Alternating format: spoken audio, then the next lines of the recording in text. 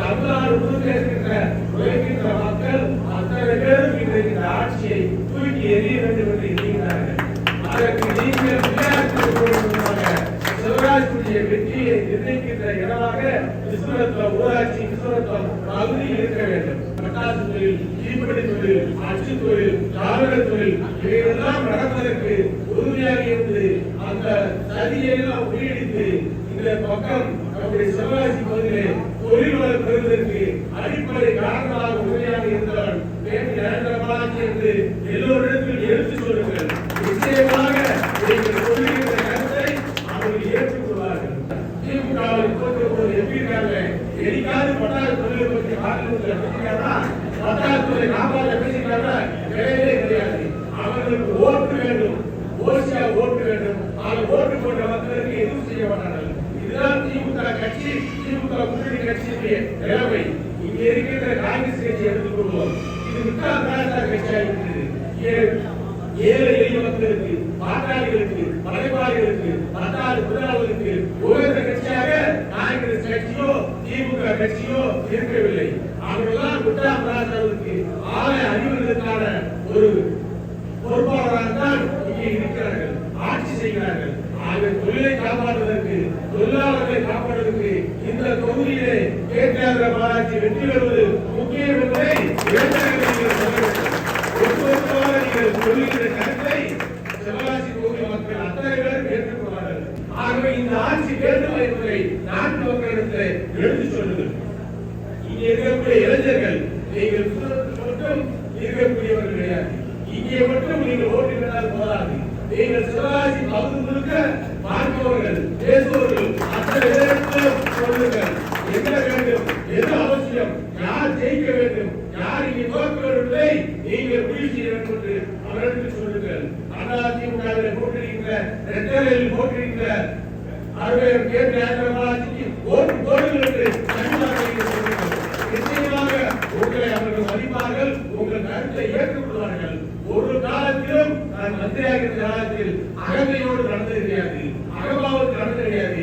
எனது வீட்டு கதவுகள் எப்போதும் திறந்து இருக்கும். சிவகாசி தொகுதி மட்டுமல்ல, இந்த மாவட்ட மக்களுக்காக அவர்கள் குறைகளை போக்குவதற்காக என் வீட்டுடைய கதவுகள் திறந்தே இருக்கும். எனது படுக்கை அறை வரை வந்து கூட கட்சி நிர்வாகிகளும் பொதுமக்களும் என்னை சந்திக்கலாம்.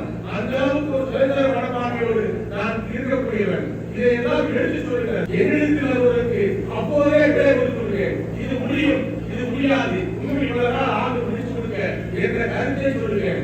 என்னால் முடிந்த ஆன்மீக பணிக்கு அது இந்து மதத்தை சேர்ந்ததாலும் சரி, கிறிஸ்துவ மதத்தை சேர்ந்ததாலும் சரி, இஸ்லாத்தை சேர்ந்ததாலும் சரி, ஆன்மீக பணிக்கு என்று பள்ளிவாசலுக்காக நண்பர்களுக்கு உதவி கட்டு வந்தாலும் சரி, அதை கிறிஸ்துவ அமைப்பை சேர்ந்தவர்கள் அங்கே கிறிஸ்துவ ஆலயங்களுக்காக ஒரு உதவி கட்டு வந்தாலும் சரி, முருகன் கோவில், பெருமாள் கோவில், மாரியம்மன் கோவில், மாரியம்மன் என்று சொல்லி ஒரு ஆன்மீக நடனத்திற்காக, ஒரு அன்னதானத்திற்காக, ஒரு நடைபெறத்திற்காக, ஒரு திருச்செந்தூர் முருகனுக்கு பாதயாத்திற்காக என்னை தேடி வந்தாலும் சரி, என்னால் முடிஞ்ச உதவியை இன்று வரை செய்யக்கூடியவர்கள்.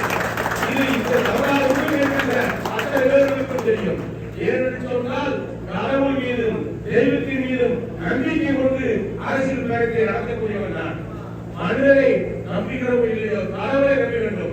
கடவுளை நம்பினால் மனிதர்களெல்லாம் நம்ப நம்புவார்கள். நாம் மனிதர்களை மதிக்க வேண்டும்.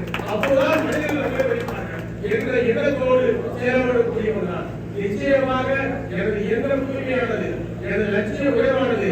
உங்களுக்காக உழைப்பேன், உங்கள் வளர்ச்சிக்காக பாடுபடுவேன். சிவகாசி தொகுதியின் மக்களின் வளர்ச்சிக்காக என்றைக்கும் என்னுடைய பணி செய்வேன் என்ற உறுதியை சொல்லி இங்கே 200க்கு மேற்பட்ட இளைஞர்கள், நல்ல இளைஞர்கள் நான் பார்க்கின்ற பொழுதே பெருமைப்படுகின்றேன்.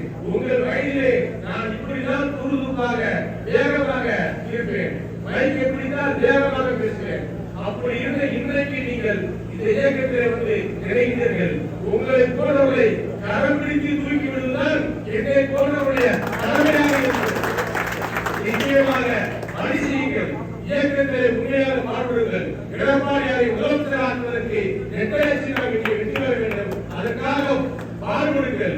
உங்களுடைய நன்மைக்காக, உங்கள் உயர்வுக்காக, உங்கள் வீட்டு பிள்ளையாக, உங்களின் நன்மையாக, உங்களின் அண்ணனாக, உங்கள் குடும்பத்தின் சகோதரனாக கேட்கிற பாலாஜியாக நான் என்றைக்கும் இருப்பேன் என்று சொல்லி இந்த இயக்கத்திலே, இயக்கத்திலே அருமை தம்பிமார்கள் அத்தனை பேரையும் விருதுநகர் மாவட்ட கழகத்தின் சார்பாக வருக வருக என வரவேற்று நன்றியோடு வணங்கி வரவேற்கிறேன். நன்றி.